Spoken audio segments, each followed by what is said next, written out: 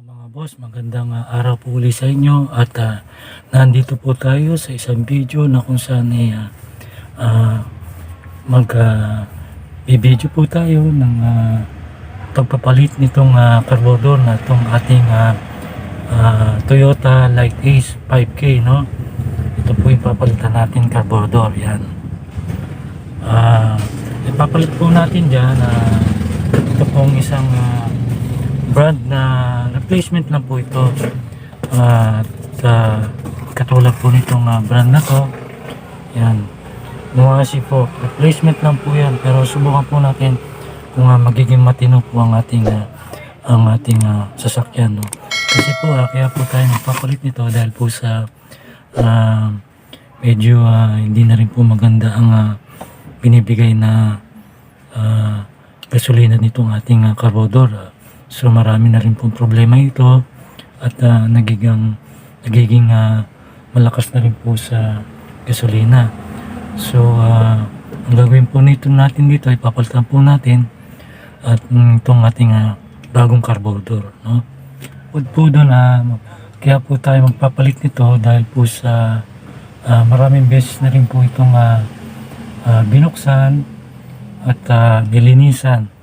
At ang nangyari po dito, kahit po anong gawin natin hindi na po gumagana itong tinatawag na vacuum port, no? Hindi po siya humihigop, no? Hindi po gumagana. So gagawin po natin ito, papalitan na po natin ito para po subukan natin itong bagong carburetor natin.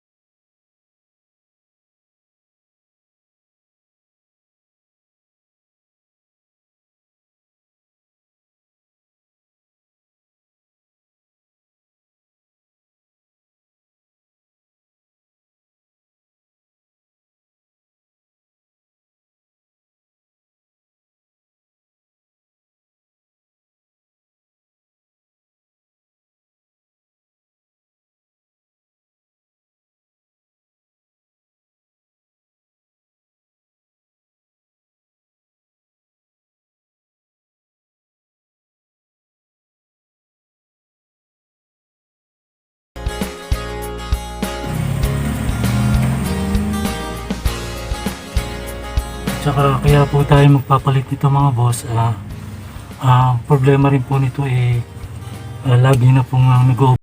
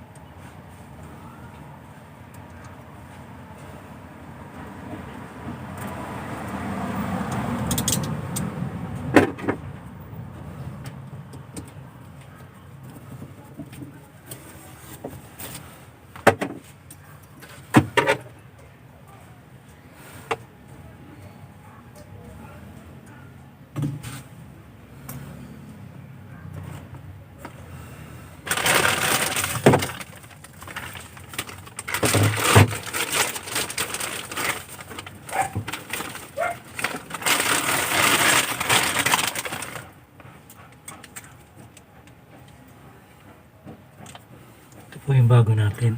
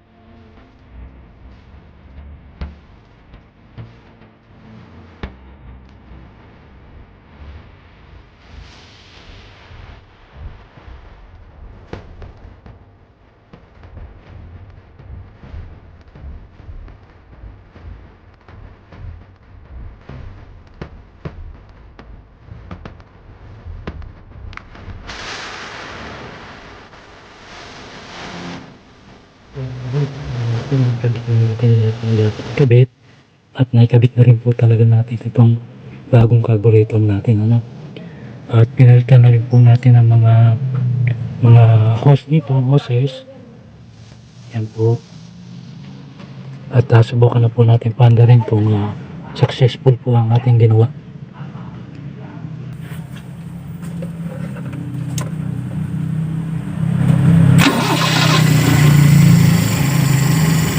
Ayan mga boss, ito po, tumanda na po ang ating bagong carburetor.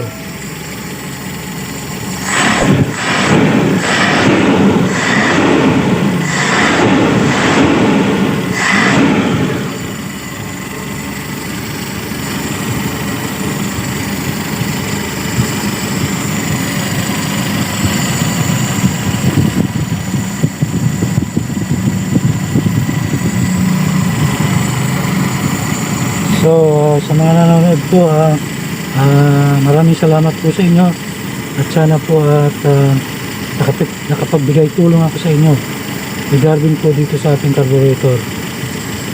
So hanggang sa muli po, maraming salamat po sa inyo.